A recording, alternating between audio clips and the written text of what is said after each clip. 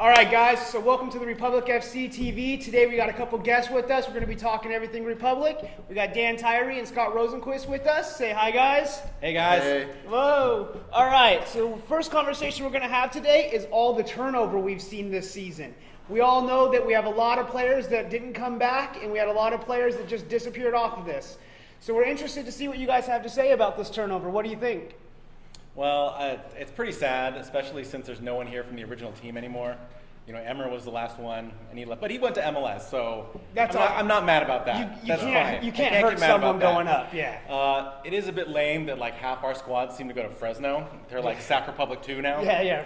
Sacramento South. Sacramento South. Yeah. But we signed a lot of cool people, and you know, at least on paper, they seemed like they're going to be really good. And from what I've seen, I think there's definitely real potential. So it's USL. What can you say? Like it's not going to be stable. But you're right. There was a really high turnover. Well, I talked about in earlier videos about yes, it is USL, and players are going to move, and you don't like to see them move unilaterally. Yeah. You like to see them move up, but you're going to lose players every season. Yeah, and I think, just reiterating what you were saying, Scott, you see Emra and you see Dom, who were with us. I say us because we were season ticket holders from the very beginning, TBB from the beginning, and you could depend on them. They were always there, each iteration of this team. And, we're all happy for Emra and wishing him the best in LA. And then Dom doing yoga, whatever he's doing now. All the best to you, Dom. But it's different now. New coach, a whole new lineup, and we've literally got 80% new players this year. So it's going to be interesting. Yeah. So with that, we've seen these players in a few games now. We had this first the Gold FC game. Then we had Seattle, LAFC, which is the MLS Challenge, which I think is always good to get the MLS teams before that. Then we went down to Fresno before FC Cincinnati. So in the preseason, I think personally we were disappointed with the losses because you never want to lose. You always want the wins. But I think we saw a lot of good stuff from the players. Were there any highlights from that or anything in the preseason that you really thought stood out? Well, for me, I think just knowing that we have a number one goalkeeper in Josh that we can depend on. I think when you see on paper what looks to be good additions in the defense, you need to have that backstop that's there directing traffic and it's vocal. And I think as much as Evan played incredible at the end of the season and was one of the top goalkeepers in the league, Cohen, there's certainly no drop off and maybe an upside because I see him more vocal. I see him directing traffic more, which with this new back line, you're going to need that. So for me, he's someone that I really hope to be good, and it appears like he is. So I agree. I think the standout has been Josh. Yes. I think he's done an amazing job. Also, our defense in general, I think, has been a lot better than last year. They've made some mistakes, but they're new, right? And they're just still gelling as a team, and they need to figure that stuff out. And that's what the preseason is for. So, I think we'll do good. Yeah, I'm definitely with you guys. I think Josh has probably been the standout. Cohen has just been amazing. There's been a few games where you probably heard his name too many times, in my opinion. You never want to hear your keeper or praise your keeper that much, and unfortunately we have. But like you said on the defense, Tainter and Saylor, they're both great defenders. Partain playing in the back. I think he's doing a good job back there. Shannon Gomez came in a couple times and took over that role for Turnley, but Turnley also has done well, but Shannon Gomez is good. So we do have more option in the back this season, I think, at least. With Horde coming back, we'll actually have that a little bit too. How about some of the striking? I like the movement that I've seen between Nisha and Iwasa and Isley playing that hold-up position and us feeding the ball up to him. We've been trying to play out the back, get the ball to him, and then let him roll off, in my opinion at least. Right. And that's kind of what I've seen. And starting from Cohen with some distribution at the back, moving the ball forward.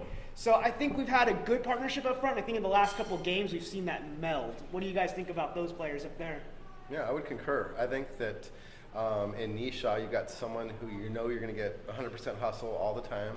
I think the time that Iwasa got in MLS, even though he might not have got a sniff of much first-team action, just getting bumped around by MLS-level defenders, working out every day with them, I think that clearly shows in just capability he has to do some hold-up play, the vision that he has, and we know he can finish at a USL level for sure.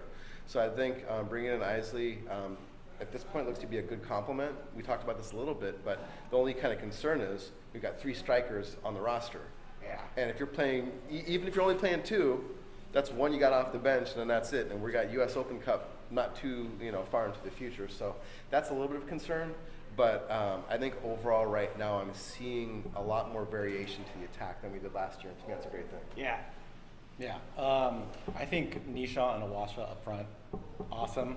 Great movement. Great movement. And, okay, let's just all admit it. It is so nice to not see endless crosses to nobody over and over again. Much more beautiful game. They are moving the ball up right down the middle, going for the goal. Yes. It's so much nicer to see.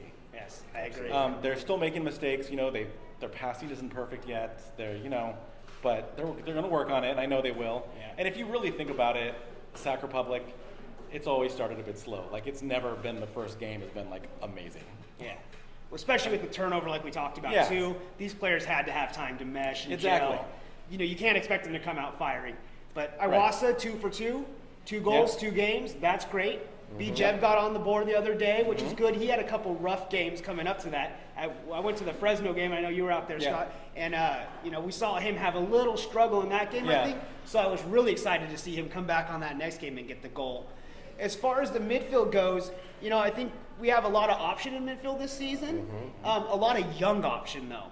And maybe some players that are good. I know you had on your show the other day Espino, and Yep. he's a player that shows a lot of potential. He and does. he may not be a starter for us this season, but I'm excited to see him come up. And if he sticks with it, I think he's going to be great potential.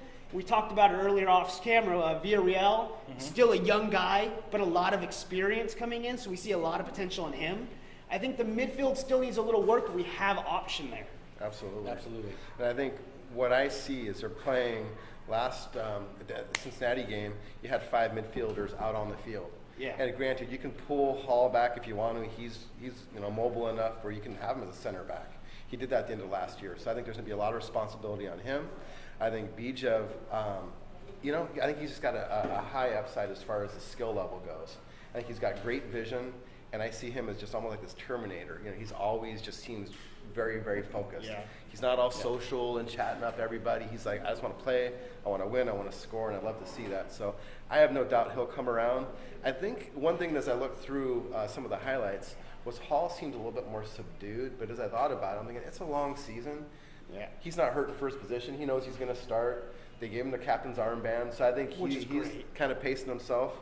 And I think once the season starts, we're going to see the Hall that we've known to kind of love, and see all that passion he brings to the game. Definitely. Hall's playing that more defensive role for us this season, so he's not getting those opportunities. And with what we talked about with the defensive backs, I think he sees that little bit of struggle there, and he's been doing a lot in these preseason games to help that line as much as he can. Definitely. So I'm hoping when that defensive line kind of sums up a little bit more, we will see him push forward and get a little more opportunity to make an impact on the game besides just defending. For sure. Yeah. So I think we're in agreement. We're all pretty happy overall with the preseason, right? I mean, we saw some good things. Maybe we didn't get the W's we liked. We did beat Cincinnati at the end, and that's great. Well, that's we always like feels good. we like to have that.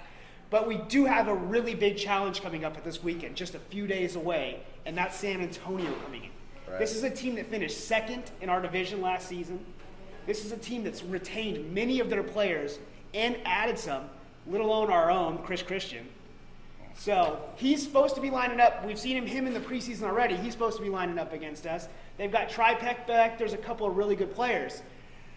I think it's going to be a tough game, and I think we're going to struggle a little bit, but I'm hoping to pull out a draw myself at like a 1-1.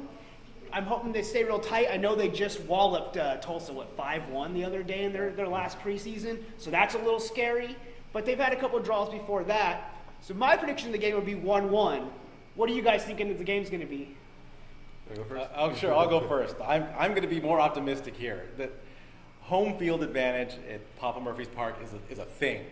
Absolutely. Definitely. So I'm going to say 2-1. 2-1. I think we're going to win 2-1. I would love to see that line. And I'll go with a 1-0. I think I was being optimistic with the 2-1, but I think 1-0 is realistic. San Antonio had one of the stingiest defenses in the league last year.